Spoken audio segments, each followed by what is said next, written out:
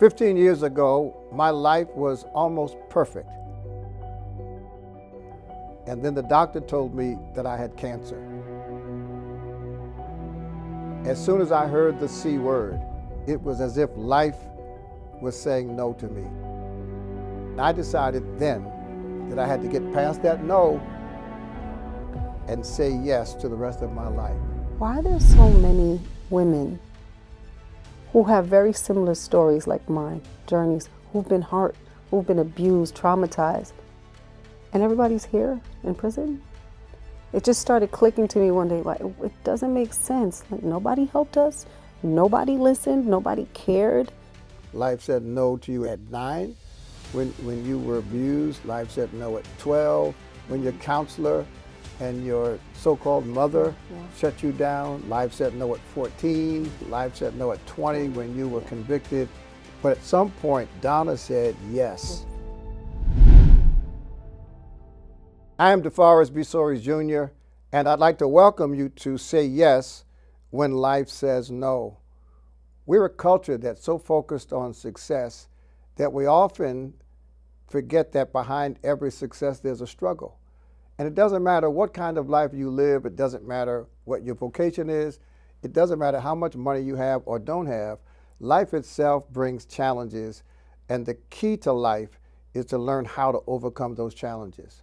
We will bring to you stories that will inspire and inform you in ways that are applicable to your own life, and today is no different. Donna Hylton is a woman who was human trafficked, and if you look at her now, what you see is sophistication, education, and humanitarian impact. Wait until you hear her story. You'll be inspired.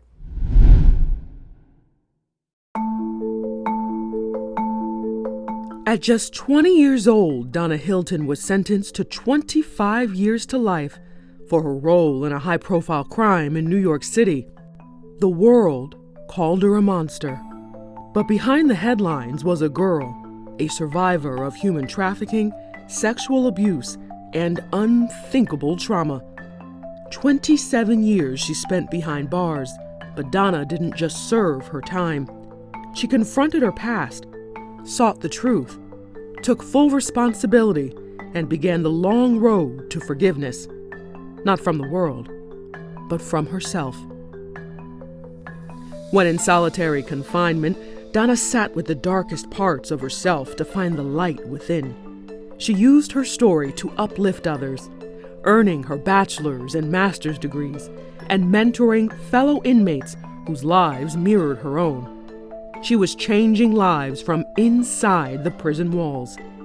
Close to 3 decades later, at 47, Donna walked out of prison a different woman, educated, empowered, and unwavering in her mission.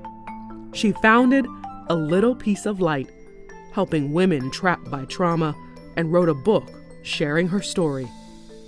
Donna Hylton reminds us that healing is possible, and we are defined not by our darkest moments, but how we rise, reclaiming power, purpose, and possibility. I'm so excited about my guest today. She epitomizes the principle of saying yes when life says no. And it doesn't matter how life has ever said no to you. It doesn't matter what barrier you've ever confronted. And it certainly does not matter how high the mountain is you had to climb. This person, this woman, this leader, this humanitarian is going to inspire you to do what otherwise you perhaps would have never done. Welcome to Say Yes When Life Says No, Donna Hylton. Donna, thank you for being with me today. Thank you for having me. First of all, I'm excited because you're from Jamaica. I'm 25% Jamaican. My grandfather immigrated here from Jamaica, and you're in Brooklyn. I was born in Brooklyn. Oh. So we have this natural kinship. Yeah. But more important, you are doing such great work. Talk about the work that you currently do and why you do it. I was fortunate enough to be able to create an organization. And the organization's name is A Little Piece of Light. And I created the organization because I understood once I was released from prison and walking the walk that I was walking, how difficult it is for women, especially navigating reentry, based on the lack or the minimal amount of support and service that we have. And my primary focus was to shed light on the issues that basically permeates a woman's life. You made a statement very casually that I think we need to revisit. You said, when I got out of prison. Mm. You were in prison for 27 years. Yes. There was another famous person who was in prison 27 years, Nelson Mandela. When he came out of prison, he was greeted by the world. In fact, he went from prison to president. Yes. You were not greeted by the world. You came out under a different set of circumstances. Yes. Talk a little more specifically about the kinds of things you had to do, because you can't just jump from prison to forming a foundation. How'd you do that? No, I'm still walking that walk. So it was difficult. I came out, I went into the prison system as an adolescent, and I came out basically a middle-aged woman. Wow. 27 years later. I had just turned 20. I was a few years into my 20th year, a few months in. And I came out at 47, and it was difficult to navigate this world out here. It was overwhelming. It was a lot. It was very, very heavy, very, very difficult emotionally, mentally, and oftentimes physically as well, because people don't understand that can weigh, on your body and your health. And right. So to try to figure out just everyday things that we take for granted. And the phones and what is that? I didn't know. I mean, I think if I remember correctly, my first understanding of where the cell phones started coming from were the big cell phones right. like this, and the antennas even longer, right. and these things that I didn't get a chance to really grow up with it. Right? It was just coming out, and so we don't know, computers, everything, just understanding the way the world is now. It's like, when I came out, I try to make jokes of it, and sometimes I still do, because it still can be overwhelming, where I came out as the Jetson age, and, the little Jetson cartoon, I was like, oh, cars are flying, and things are, just to try to, not feel so overwhelmed, and also not feel ashamed. Because there's shame that comes with that as well. Well, I want to talk about that, because our country has, I think it's the highest incarceration rate absolutely. In the world. So prisons are big business in this country, yes. both public prisons and private prisons. And when the average person thinks about crime and prisons, they think about the what of the crime. But not enough of us understand the why. What causes people to make certain decisions? Why certain mistakes more likely to occur among certain people? Trauma, you mentioned earlier, poverty, abuse. For instance, in my past, I've had a lot of experience explaining to people how many people in the prison system come out of the foster care system, and how abusive foster care can be. It's the pipeline to prison. So talk about your past, because we see you now, attractive, articulate, educated, impactful humanitarian. But something happened early. Yeah. So let's talk about how you got started, because your start contributed to that 27-year experience. Yeah. And although you came out with a sense of purpose and a sense of clarity around who you are, you didn't start out that way. So talk about how you got started and why your start contributed to that 27-year cycle of experience. Just to start, no one's born bad. We're human beings. We're born in the same way. We're born in this world right. with love. We have the same creator, and we're here for that, for an experience. And it's situations and things that happen to us that causes us to forget that love, or not to understand it, and for it to be so buried deep inside of us, which I call the light. And oftentimes, everything that happens, it just keeps burying the light in each of us. Which means that we're existing in darkness. Exactly. If it's not light, it's dark. Right. Right. Right. But we see it, and it's prime right. example of what's happening. Right. And so, for me, I was brought to this country. I was trafficked. Right. I found out I was trafficked. I was brought on the premise that I was going to go see this magical place as a little girl called Disneyland. And the couple that brought me up from Jamaica never took me to Disneyland. I came up, I was 7.5. By the time I was 9.5, my body started developing, so I was going through changes. It was hurtful, and the man that was now my father, I didn't grow up with a father, he wanted to know why I was crying. And so I told him that I was in pain. My chest was in pain. And he, said, oh, you want me to make you feel better? I can help you feel better. I'm a little girl. I'm like, oh, yes. So he took me into a closet, into their walk-in closet. And he started raping me. At 7 years old? It's 9.5. 9.5 years old. And under the door, the crack on the bottom, there was light coming in. There was the window. There was a window outside, and of course a light in the room, and it was just coming in. And then I would look into the light. It was that light that allowed me not to feel the pain and the trauma of what was going on. It just reality, took me away. Yeah. Took me away, and I started just focusing on light from there. Just like every time something traumatic would happen, I would find some light somewhere to escape the pain and the trauma. And so, did you tell anybody? So I was 12 years old. So this is 3 years later. I couldn't do it anymore. I needed help, and I didn't know what to do. And it just dawned on me one day before I went to school. It was like, oh, I can go tell my school counselor. I remember them saying, like, you can go talk to the counselor, help you with anything. So I was like, first thing I was going to do was going to go to the counselor when I went to school. And I did. And she sat me down, and she asked me what was wrong, and I told her. And she said, did you tell your mother? Have you spoken to your mother? And I said, no. I said, I'm afraid. I don't know. He told me not to tell. So she said she was going to call my mother. And I was like, okay, well now, an adult is going to talk to her. So she called my mother. And my mother at the time was, I believe I'm correct, yes, that she had become one of the directors for New York State's mental health department. She worked in One World Trade Center, I believe it was One World Trade Center, right next door to the governor's office. And so she made that phone call. She told my mother what I had said. And she paused. At some point in the conversation, she just stopped. She just looked at me, and she just stared. And then she said, your mother, the counselor. Right. And she said, your mother wants to speak to you. She passed me the phone. So I was wondering, I felt something, but I wasn't sure what it was. But I was like, oh, she's going to talk to me now. I can tell her she's going to help me. And she gave me the phone, and my mother said that, Donna Patricia, why are you lying? You're a liar. First thing out of her mouth.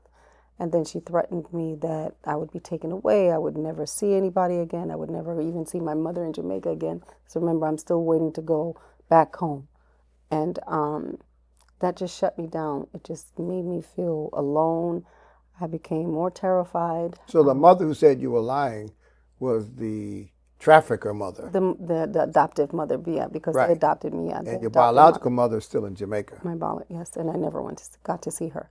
And so I just became silent. I didn't say anything, and I just shut down even more. But I was still excelling in school. I was still in the top percentile in school as far as academics, and also track. I was the captain of the track team, and I was being scouted for the 1984 Olympics. Jamaicans can run, man. We could run. Even Give now. us that yum, and we could run. But none of that happened because no one helped. No adult that represented any kind of institution or role did anything to help me. I could never go outside and play with other kids, couldn't make phone calls.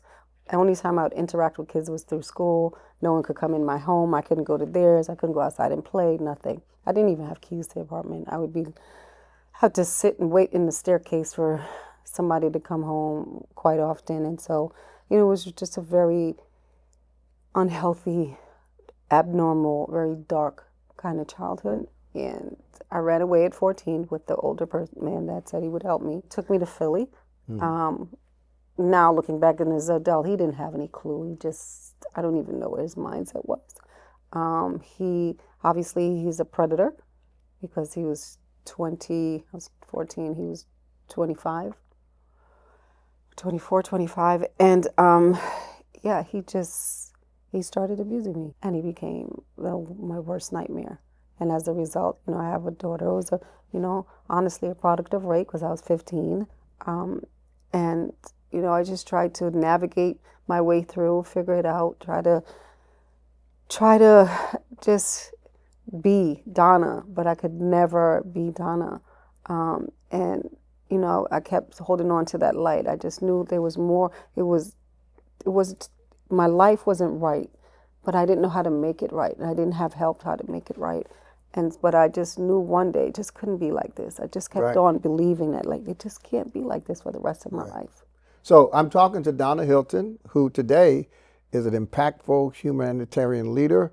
She rescues people who are wandering and on their way to bad outcomes.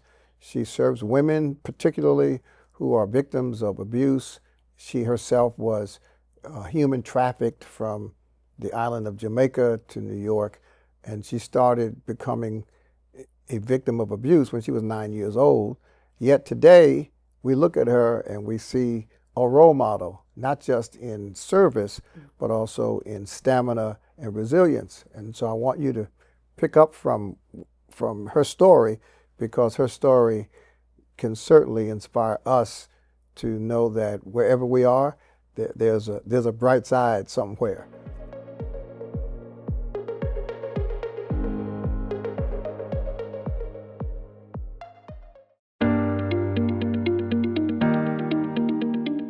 The year that my life was doing its best was the same year I was diagnosed with cancer. My response to that diagnosis is described in this book, Say Yes When Life Says No. Go to my website, dbsoaries.com, pick up a copy of the book, and I hope you'll be inspired by the way I was able to get past my no and embrace my life saying yes. So Donna, let's go back to you're 14, you're 15 now. You've been raped and you're pregnant, but this experience of living in darkness essentially causes you to make mistakes that result in a 27-year prison sentence.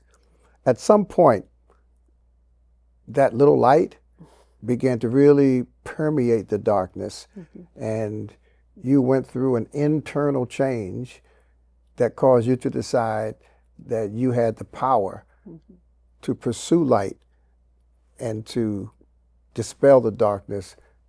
Was it a moment? Was it a person? Was it an experience? What happened to help you transition from who you were to who you are now? It was all of those things, right? It happened in moments, happened with people certain times, and it happened with experiences. The first experience, when I went into Rikers Island. I mean, I've never been in trouble in my life. I'd never, been arrested, incarcerated, anything. And so I didn't know what to expect. All I just knew was what I saw on TV. And so I was afraid, because that was what my adoptive mother used to, threaten me. And it just amazed me how many young people, because I was placed into the adolescent unit, and it was so many young people, young girls, because we were housed together, women, and it just didn't make sense to me, but I didn't know what to do with it in the moment, because I was fighting for my own freedom and didn't understand how I even got caught up into what I got caught up in, and how I could my whole life just seemed like it was just turned upside down, like even worse.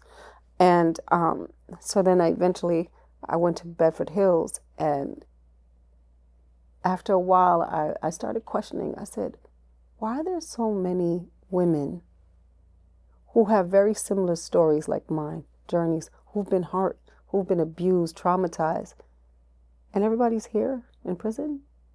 It just started clicking to me one day, like, it doesn't make sense. Like, nobody helped us, nobody listened, nobody cared, because that's what I was hearing from them. And so the more I heard from them, the less I was thinking about my own trauma, my own stuff. Yeah, so this background, this history of abuse and neglect and trauma was pretty normal for women in prison. Very. Like, that's the life. Even while they're in prison, correct? Even while, prison is a very dark, abnormal, and very violent place, right? It's volatile in many ways. And, women what they like to say is women jail differently than men.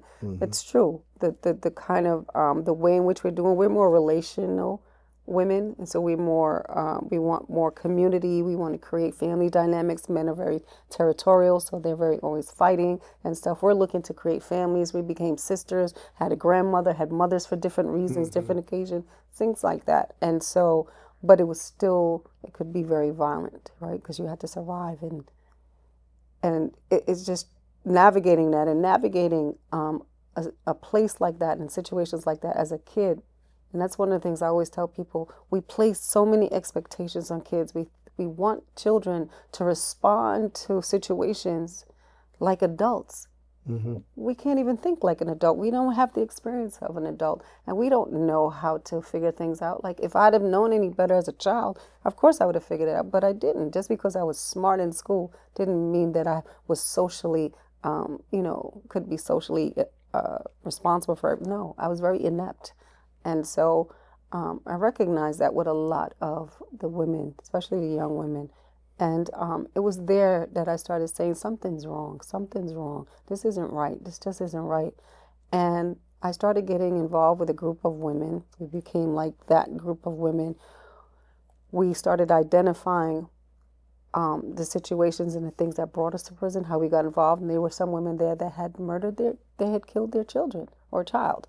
And so you started listening and hearing the stories, and it was like, right, I didn't just walk into a situation like because I wanted to become involved with the crime. It's like, no, something happened. And it was the same thing with them. And so those are the things I started recognizing. Like, there's a story behind every person in every situation. And that's what people need to know. And so we created a family violence program. Because at that time, Mario Cuomo was governor, and the legislators were recognizing that too many women were being imprisoned for killing or hurting their abusers. And I became part of that team, that group of women. And so we created the first family violence program. What we did with that was create safe spaces for us to come sit and talk, like therapeutic And these circles. were all women who had killed their abusers? No, not all women that killed their abusers. Some were, but there were also some like myself who didn't, was caught up into something and couldn't get out of it, or probably, committed whatever kind of crime, voluntarily or involuntarily, because that's real. And so, but everybody's story, everybody's journey was very similar. It was the trauma. It was the abuse, the violence that was happening to them and around them. So Viktor Frankl is one of my intellectual mentors. He was a psychiatrist, victim of German Nazism. And in his book, Man's Search for Meaning, he talks about the fact that the difference between the people in the concentration camps who survived and those who didn't was that the survivors had hope. And even if they had manufactured the hope, but he described himself and others in his group, like your healing groups, as people who had things to look forward to. And for instance, there were people who looked forward to seeing their spouses again, even though they knew their spouses were dead. So is that something that resonates with you? Yes, is hope? Absolutely. Hope. What did you hope for when you were in that environment? So one of the things that I hoped for was to be able to just be me. I was never allowed to just be Donna. I didn't know really who Donna was, right? Because I was young, but I knew I wasn't that. I wasn't a bad person. I never intended to cause anyone harm. I just wanted to just live free. I grew up on an island where I chased butterflies, hummingbirds, by the water. That was my life. Coconut juice. That was my life. So how did it change from that to this? And it's so traumatic for a kid. First of all, I was taken from the only home that I knew, right? And then a mother that I knew. Like, nobody even tried to understand that. Like, what could have happened to the psyche of this child? And so what happened was I went inward because I didn't know what to do. I didn't know what was going on.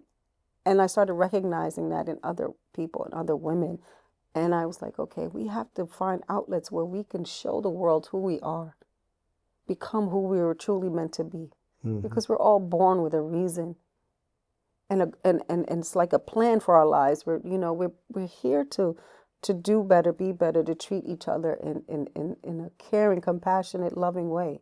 Not for that stuff. And I knew that. Something in me just knew it. I just knew it. Right. And I wanted to help bring that out. So after 27 years, though, one could argue that you would be bitter, angry, and quite frankly, obnoxious for the rest of your days, or that you would simply say, I've lost all of this time. I'm going to go for myself.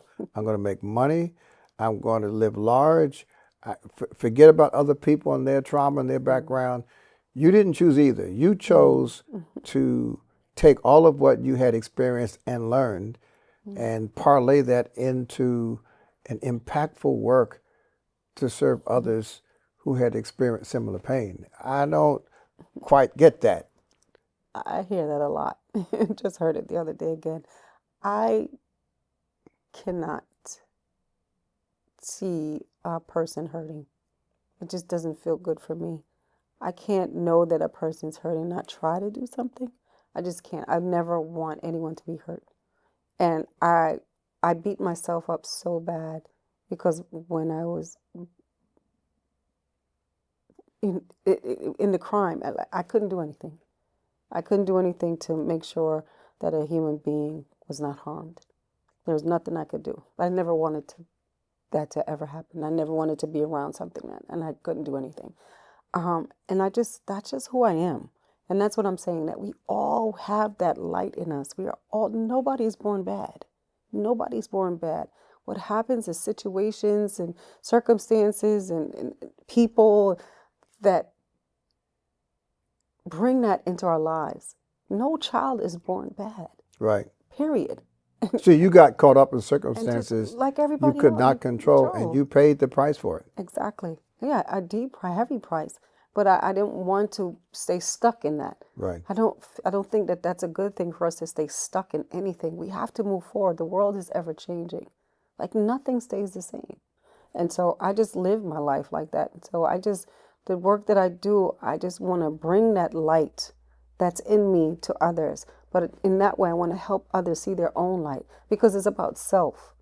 You have to see self first and understand and accept your own humanity and know that it's there and that it's good. So how much does your experience equip you to help the women that you serve? Because a lot of people try to help, but you can go to school and get a degree and thus be qualified. But how much of your experience is really your secret sauce in helping empower and equip women? I think it's the same for, let's say, like if you're a substance abuse counselor. People would respect you more and relate to you more if you actually experience substance use. Right. So if you're just coming from the book, it just Right. doesn't work with people, especially people that have been through some stuff from trauma. People want to know you understand them. You know the walk. And so that's what I bring to the table. But it's not even just that. I think people see and feel, because I heard this, because I really don't know, but I hear it a lot, that when I'm around them, when I'm talking to them, you could tell that I care. And that's the whole thing. Like, I needed that person Right. that I reached out to care. Right. The school counselor, I really needed her to care. Yeah, and for me, being trafficked by a family who, through fraudulent purposes, Yes. that was kind of life saying no. Life said no to you at 9 when you were abused. Life said no at 12 when your counselor and your so-called mother shut you down. Life said no at 14. Life said no at 15. Life said no at 20 when you were convicted. But at some point, Donna said yes in response to those no's. Absolutely. What was that point? Was there one critical moment when you just said yes? So I wrote about this in my book, but it happened before even that point. But what solidified it was I went through a very spiritual moment.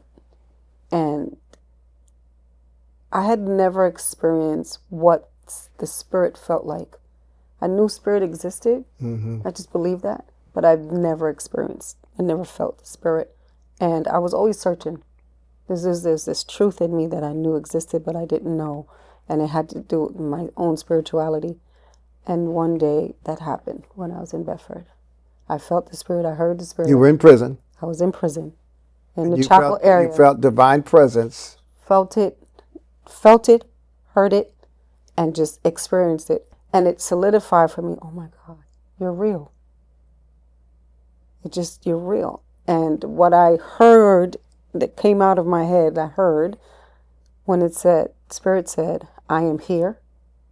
And then Spirit said, I am pleased.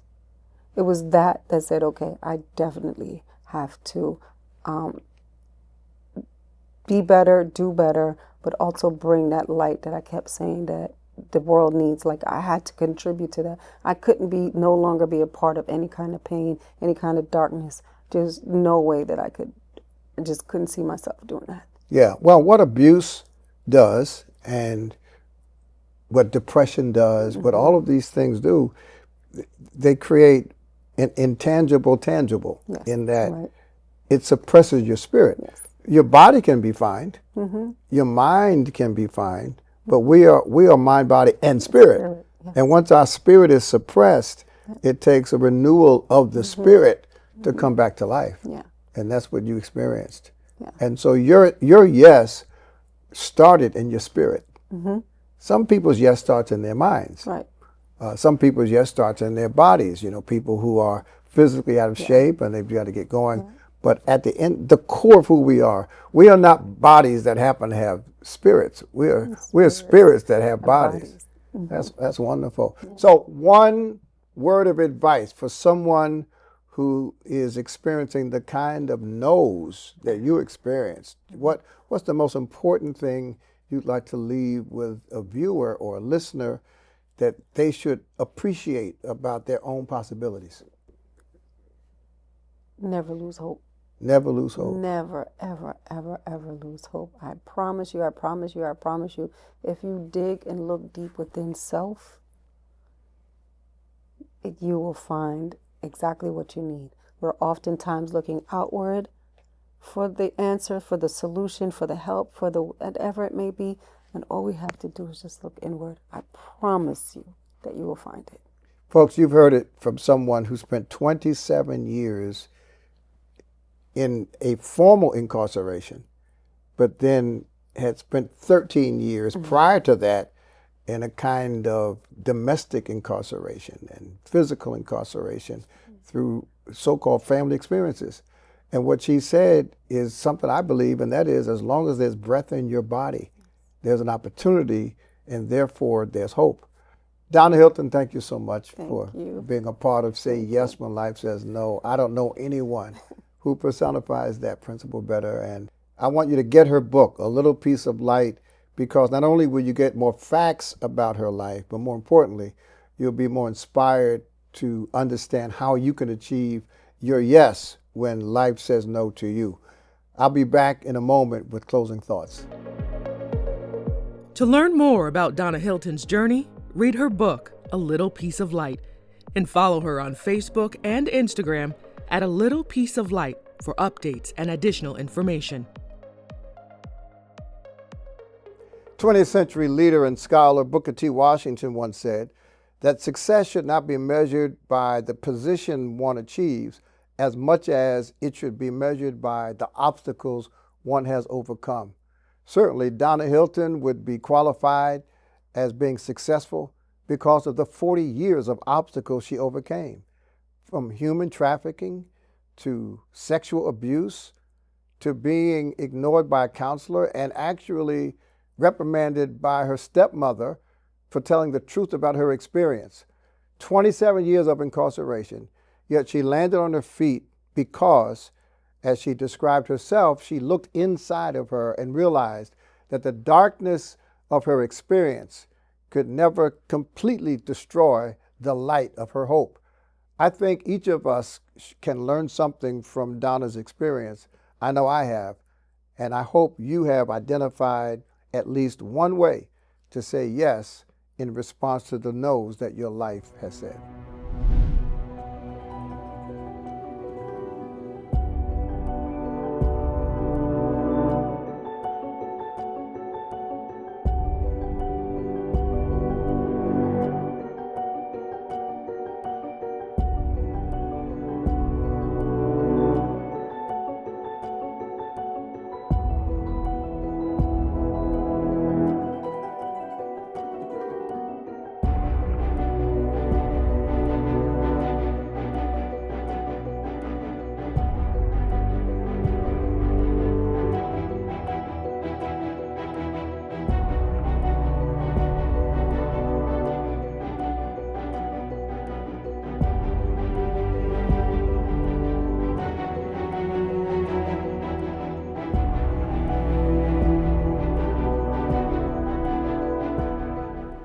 Thank you for watching this show, Say Yes When Life Says No. Subscribe and stay tuned for future segments.